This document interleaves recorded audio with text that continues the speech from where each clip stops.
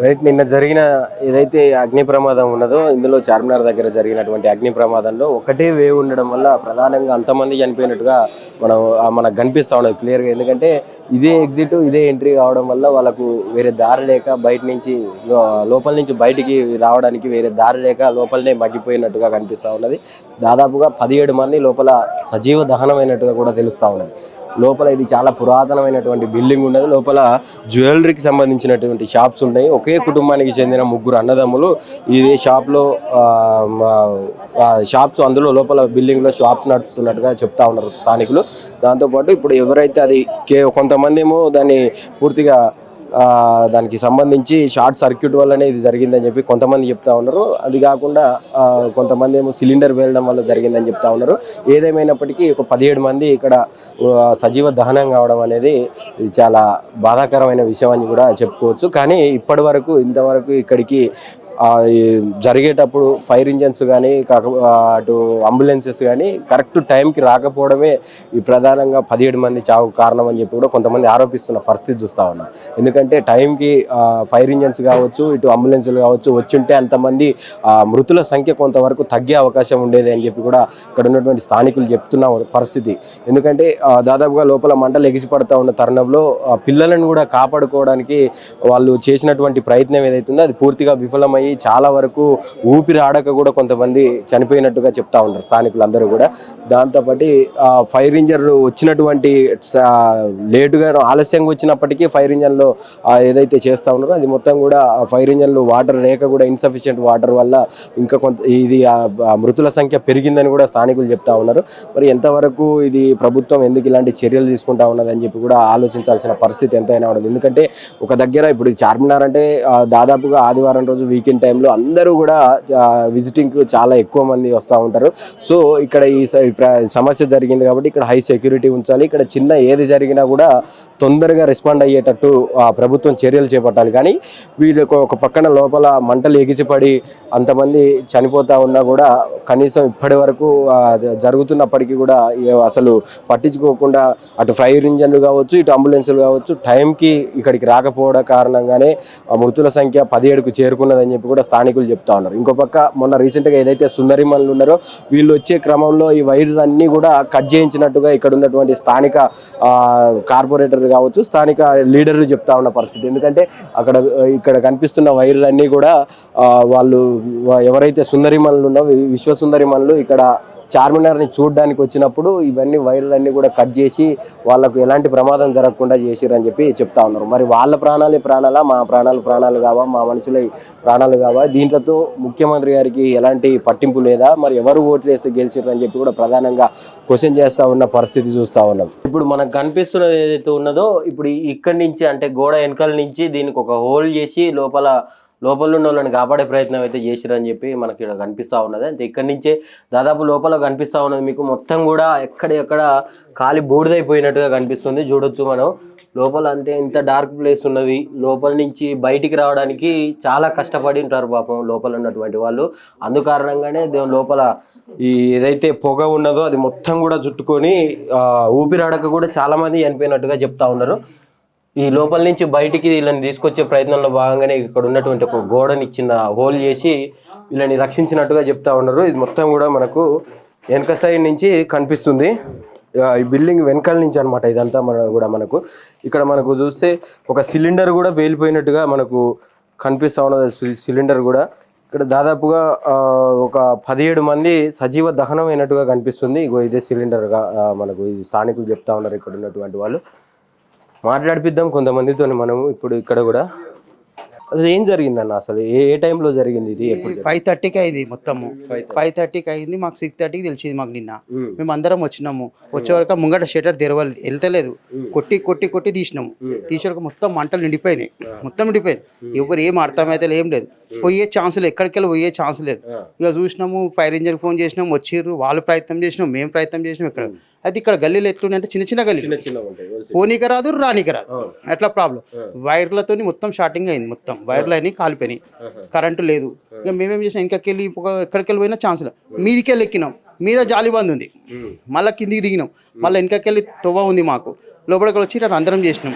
రంధ్రం చేసి అప్పుడు ఫైర్ ఇంజిన్ వచ్చి అక్కడికి వెళ్ళి ఇక్కడికి ప్రయత్నం చేసినాం. అట్లయినా 18 మంది చనిపోయారు.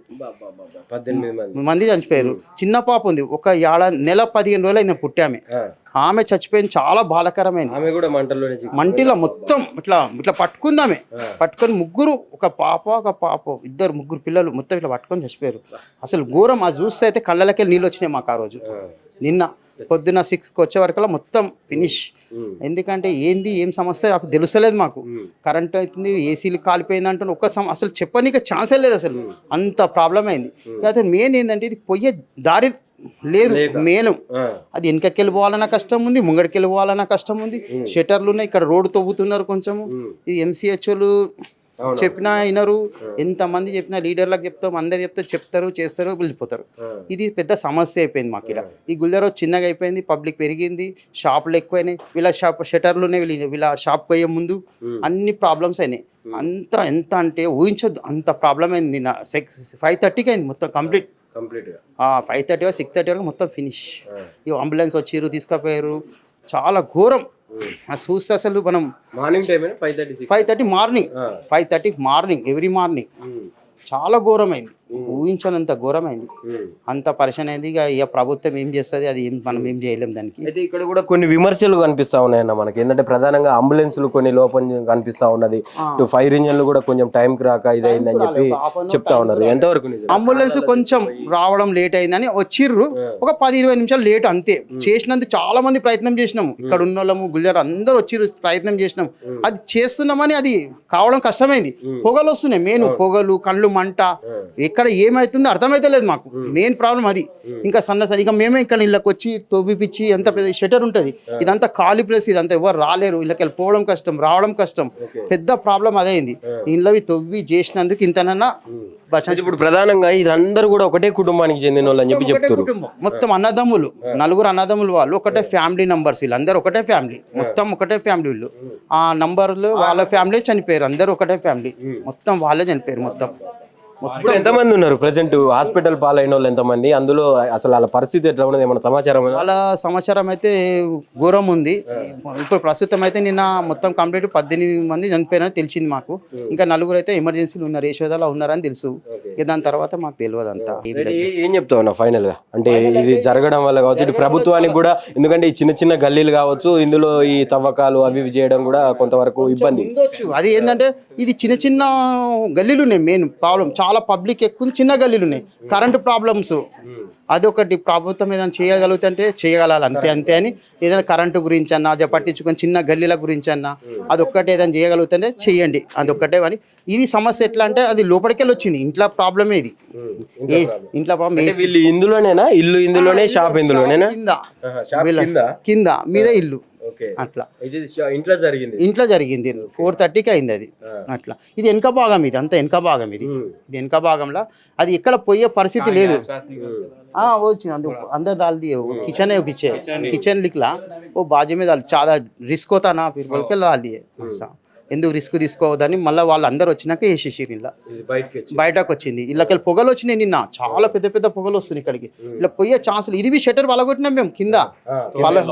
లాక్ కోలికే తీసి పలగొట్టి తీసి మళ్ళీ ఇది షటర్ ఉంది, ఇది పలగొట్టి తీసి అప్పుడు అప్పుడు పొగ వచ్చింది. 17 మంది, దాదాపు 17 మంది మృతి చెందినట్టుగా చెప్తా ఉన్నారు. ఇంకా కొంతమంది ఒక 7-8 మంది ఇంకా హాస్పిటల్లోనే క్షతగాత్రులు అయ్యి, వాళ్ళు కూడా వాళ్ళ పరిస్థితి కూడా కొంచెం విషమంగా ఉందన్నట్టుగా సమాచారం ఇస్తూ ఉన్నారు. ఇప్పటి వరకు కూడా మరి మన సీఎం గారు ఇక్కడికి కనీసం వాళ్ళ పరామర్శకు కూడా రాకపోవడం ఇది కొంచెం ఆశ్చర్యార్థకంగా అనిపిస్తూ ఉన్నది. దీని మీద ఇటు ప్రతిపక్షాలు కావచ్చు, అటు ఇంకా ఇక్కడ ఉన్నటువంటి స్థానిక ప్రజలు కావచ్చు, స్థానికులు కావచ్చు, అందరూ కూడా చెప్తా ఉన్న పరిస్థితి. ఎందుకంటే ఈరోజు ఇక్కడికి కేటీఆర్ గారు ప్రతిపక్ష పాత్ర వహిస్తూ ఇక్కడికి కేటీఆర్ గారు రావడం జరిగింది. వీళ్ళని దీన్నంతటి అసలు ఏం జరిగింది, ఎలా జరిగింది అని తెలుసుకొని మీడియాతో కూడా ఆయన మాట్లాడి, దీంతోపాటు ఇక్కడ ఉన్నటువంటి వాళ్ళందరితో మాట్లాడిపించి తీసుకెళ్ళినటువంటి పరిస్థితి చూస్తా ఉన్నాం. అంటే ప్రతిపక్ష పాత్రలో ఉండి ఆయన రాగలేంది ఇప్పటి వరకు కూడా ఎందుకు రాలేదు ఈయన ఒక సీఎం స్థాయిలో ఉండి ఒక ముఖ్యమంత్రి స్థాయిలో ఉండి తన రాష్ట్ర ప్రజల్లో రాష్ట్ర రాజధాని అయినటువంటి ఇక్కడ ఒక 17 మంది సజీవ దహనం అయితే కూడా ఇప్పటి వరకు ఎందుకు రాలేదని చెప్పి ప్రశ్నిస్తూ ఉన్న పరిస్థితి. మరి చూడాలి ఎలాంటి బాధిత కుటుంబాలకు ఎలాంటి భరోసాని ఇస్తుంది ప్రభుత్వం, ఇంకా అది అనేది మనం వేచి చూడాల్సిన అవసరం ఉన్నది. కెమెరా పర్సన్ ప్రవీణ్తో నవీన్, ఆద్య టీవీ, హైదరాబాద్.